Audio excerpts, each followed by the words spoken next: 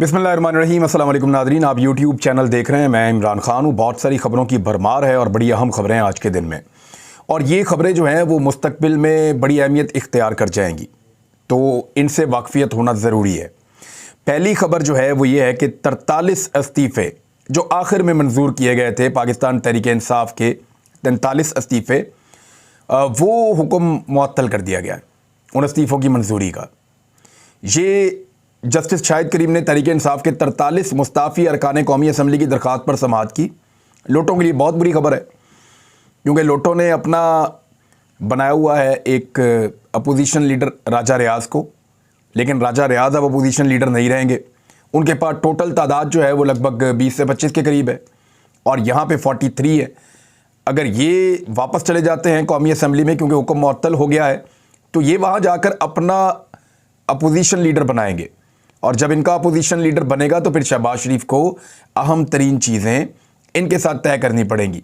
कुछ बड़े अहम नाम हैं जो शहबाज शरीफ के दिमाग में चल रहे हैं, जिनको निगरान वज़ीर आज़म पाकिस्तान वो बनाना चाहते हैं, लेकिन पाकिस्तान तहरीक-ए-इंसाफ चाहती है कि उनकी अपोजिशन लीडर के तौर पे मौजूदगी वहाँ पे रहे, ताकि अगर शहबाज शरीफ को ये कहा जाए कि आप एतमाद का वोट लें, तो शहबाज शरीफ एतमाद का वोट ना ले पाएँ, क्योंकि ये जो पार्लिमानी पार्टी बनी हुई है लोटों की, ये फिर शहबाज शरीफ को वोट डाल देगी।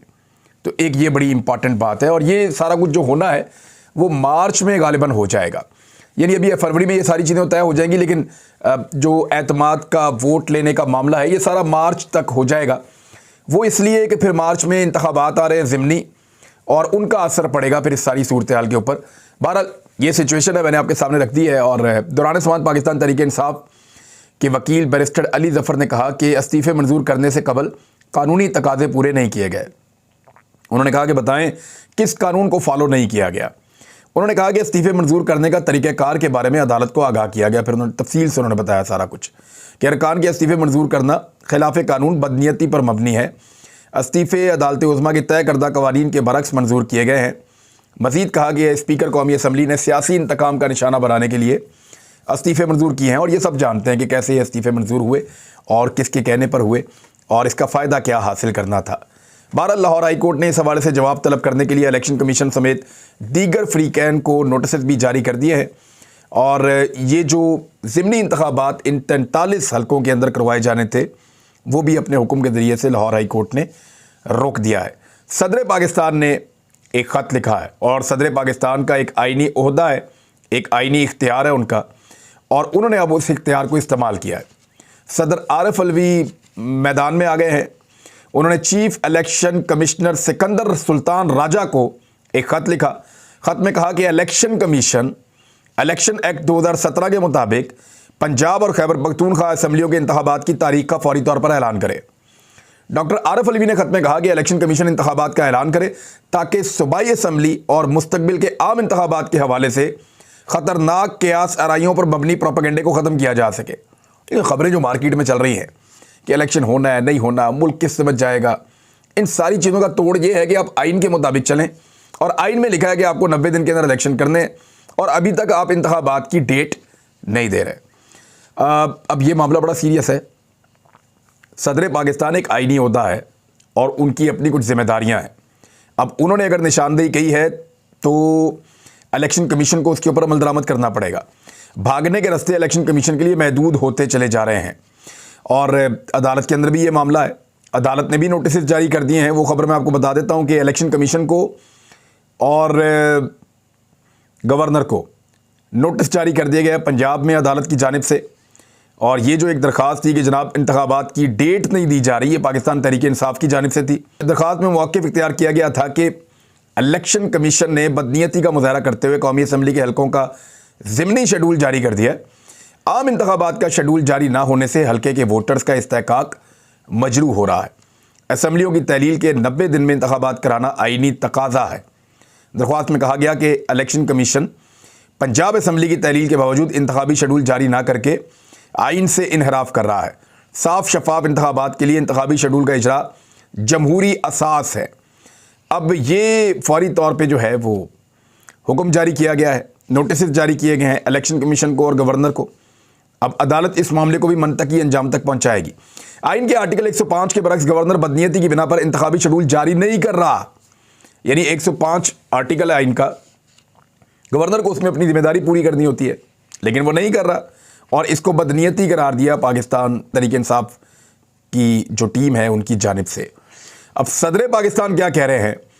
उन्होंने कहा कि आइन के मुताबिक इंतखाबात का इनेकाद इलेक्शन कमीशन की बुनियादी और लाजमी फ़र्ज है। उनका काम ही वैसे ये इलेक्शन कमीशन होते ही इलेक्शन के लिए, और किसी काम के लिए तो होता नहीं है।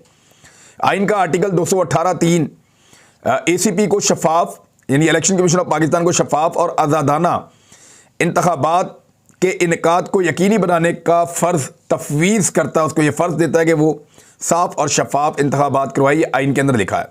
एक मिसाल भी पेश की सदर पाकिस्तान ने कि अमेरिका ने 1812 में बरतानिया के साथ जंग के बावजूद इंतखाबात करवाए। अमेरिकी सदर इब्राहिम लिंकन ने 1864 में खाना जंगी के दौरान भी इंतखाबात को मुअत्तल करने का नहीं सोचा। उन्होंने मौक़िफ़ इख्तियार किया कि हालिया आलमी तारीख साबित करती है कि इंतखाबात के इल्तवा ने जमहूरियत को तवील मुद्दती नुकसान पहुँचाया है, लिहाजा इंतखाबात करवाए जाएँ। अब मैं आपको बताता हूँ कि इंतखाबात के हवाले से पहले भड़कें क्या मारी थी इन सब लोगों ने, और अब दौड़ कैसे रहे हैं, फरार कैसे कर रहे हैं। मैं सीधा चंद चीज़ें आपके सामने रखता हूँ। वैसे तो बहुत सारे लंडी बुच्ची सारे ही बोल रहे थे, हर तरफ से आपको आवाज़ आ रही थी, लेकिन सीधा बयानात आपके सामने रख देता हूँ कि PDM के रहनुमा क्या कहते थे इंतखाबात के बारे में। चंद लोगों के ये बयान है जी 28 नवंबर 2022 का। सूबाई असम्बलियाँ तहलील होने पर 60 रोज़ में ज़िमनी इंतखाबात करवा देंगे इलेक्शन कमीशन ऑफ पाकिस्तान। तर्जुमान इलेक्शन कमीशन की जानिब से जारी बयान में कहा गया था कि सूबाई असम्बली तहलील होने पर कौमी नहीं बल्कि मुतअल्लिका सूबाई असम्बली का इलेक्शन दोबारा होगा। जितने भी अरकान मुस्ताफ़ी होंगे उनकी नशिस्तों पर 60 रोज़ में ज़िमनी इंतखाबात करवा देंगे। असम्बलियाँ तहलील होंगी तो 90 दिन के अंदर अंदर होने। बहरहाल ये 28 नवंबर को इलेक्शन कमीशन का अपना स्टेटमेंट है उनके तर्जुमान का। उसके बाद आ जाए 14 दिसंबर 2022 राना सनाउल्लाह का बयान। उन्होंने कहा कि इमरान खान ने रावलपिंडी जलसे में नाकामी के बाद मायूसी में असम्बलियाँ तहलील करने का ऐलान किया और अब असम्बलियाँ तहलील करने की तारीख मुकर्रर कर रहे हैं।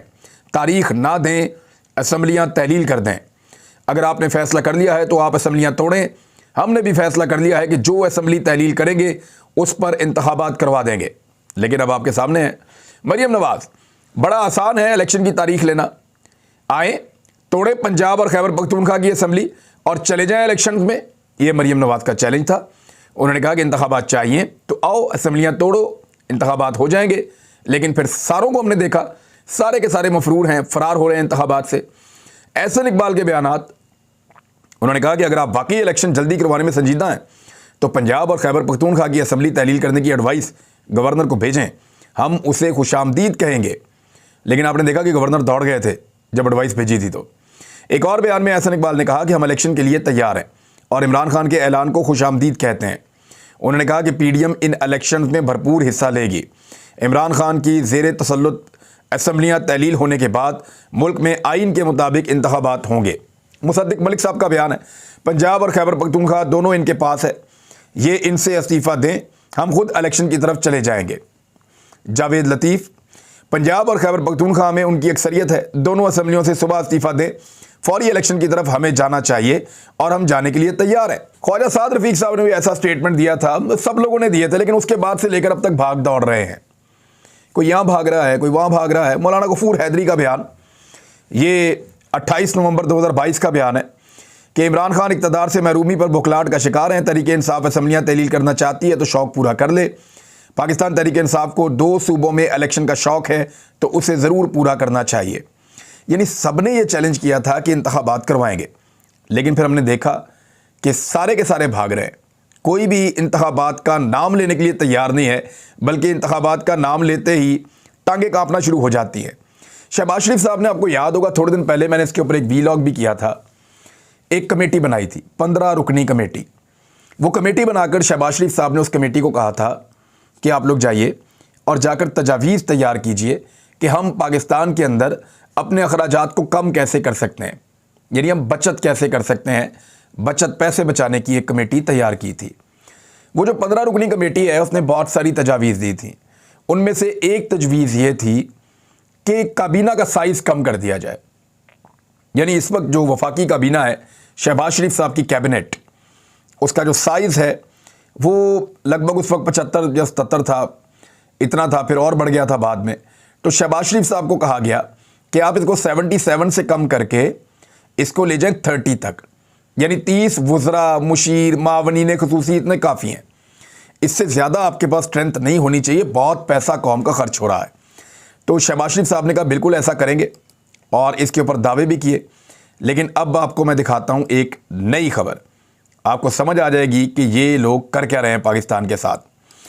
अब वफाकी काबीना में एक ही रोज़ में 7 मावने खसूसी का इजाफा कर दिया गया है, मज़ीद 7 लोगों को काबीना के अंदर शामिल कर दिया गया है।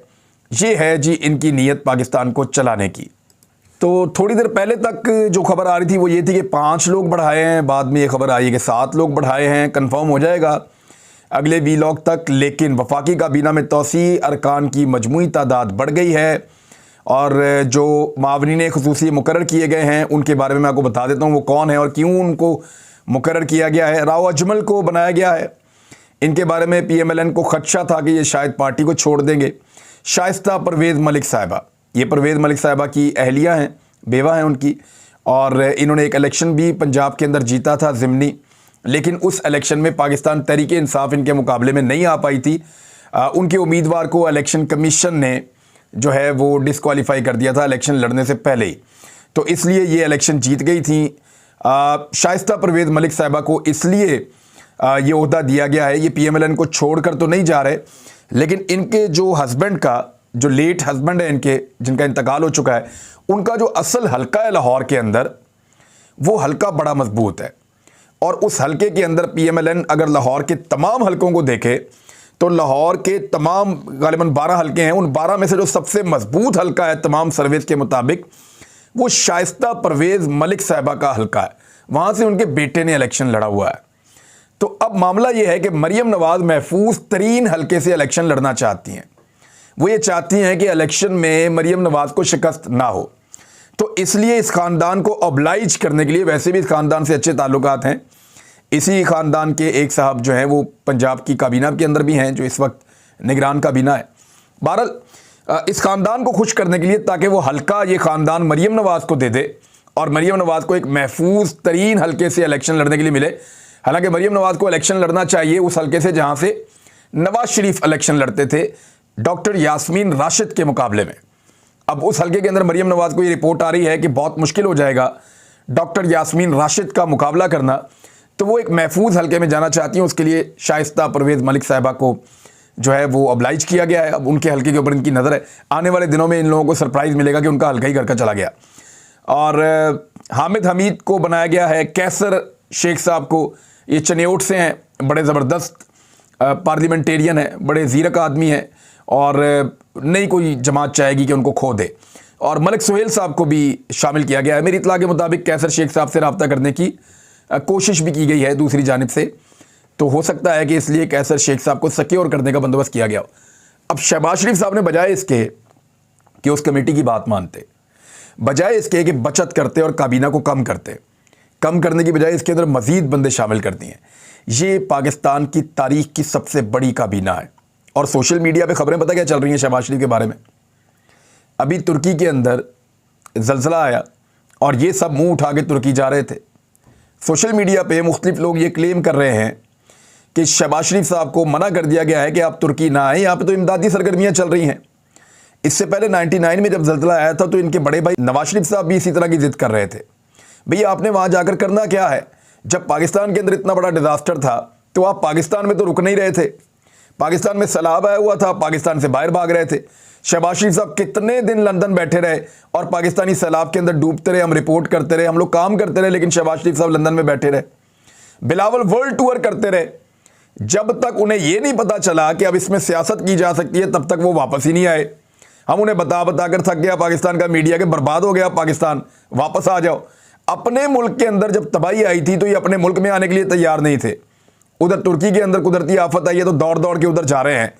तो अब मुबैना तौर पे इनको ये कहा गया है कि जनाब अभी आप हमारे मुल्क में ना आएँ, हम अपने लोगों को संभालें या आपको संभालें।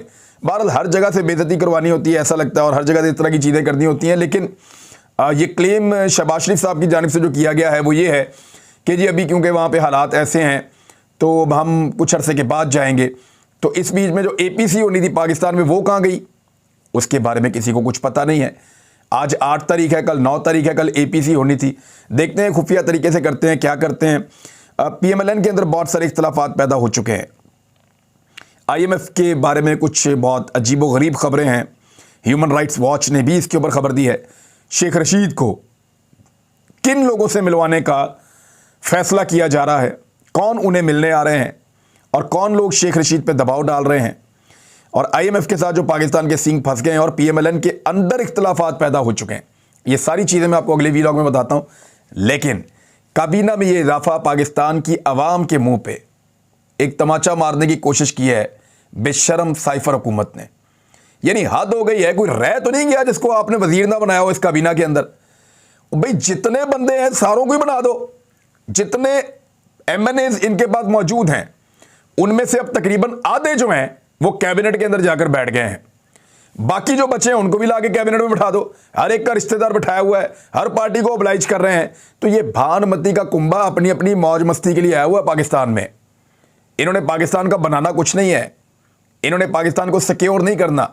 ये पाकिस्तानियों के लिए नहीं आए, और पाकिस्तानियों को ये बात याद रखनी पड़ेगी और हमेशा याद रखनी चाहिए कि इनका पाकिस्तान के साथ कुछ लेना देना नहीं। और एक नया अजीबोगरीब किस्म का जो है वो घड़ा जा रहा है बयानिया कि नवाज शरीफ साहब इस हुकूमत के बनाने के खिलाफ थे। इस पे बात करूंगा अगले वीलॉग में। अब तक के लिए इतनी, अपना ख्याल रखिएगा, अपने चैनल का भी। अल्लाह हाफिज़।